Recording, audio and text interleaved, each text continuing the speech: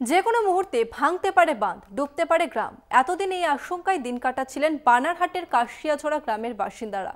অবশেষে কলকাতা টিভির খবরের জেরে নড়েচড়ে বসল গ্রাম পঞ্চায়েত। বন্যার হাত থেকে গ্রামকে বাঁচাতে গার্ডওয়াল নির্মাণে তৎপরতা। ৫ লক্ষ টাকা বরাদ্দ করল সাঁকুয়াছড়া ১ নম্বর গ্রাম পঞ্চায়েত কর্তৃপক্ষ।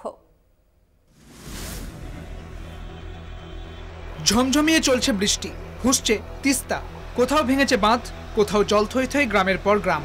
উত্তরবঙ্গের পরিস্থিতি এখন কার্যত হাতের বাইরে। এদিকে বৃষ্টি হলেই জলে ভাসে বানারহাটের কাশিয়াছড়া গ্রাম। সমস্যা দীর্ঘদিনের। গ্রামবাসীদের অভিযোগ ছিল একের পর এক পঞ্চায়েত বদলালেও সমস্যা সমাধানের উদ্যোগ নেয়নি কেউই।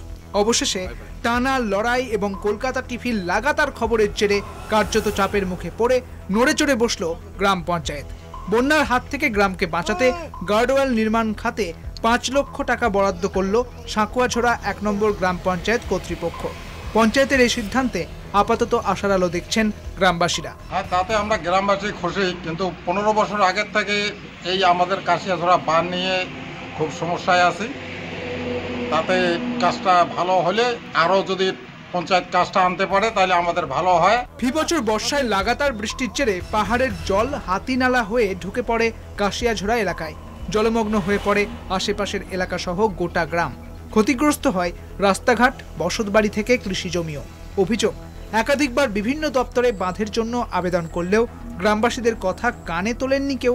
বাঁধের দাবিতে বেশ কয়েকবার জাতীয় সড়ক অবরোধ করে বিক্ষোভেও সামিল হয়েছেন ওই এলাকার লোকজন। এবছর বাঁধ ভেঙে বর্ষার জল গ্রামে ঢুকলে ভাঙা অংশ মেরামতের কাজে হাত লাগায় নিরুপায় গ্রামবাসীরাই। সেই খবর কলকাতা টিভির পর্দায় সম্প্রচারিত হতেই নড়েচড়ে বসে গ্রাম পঞ্চায়েত।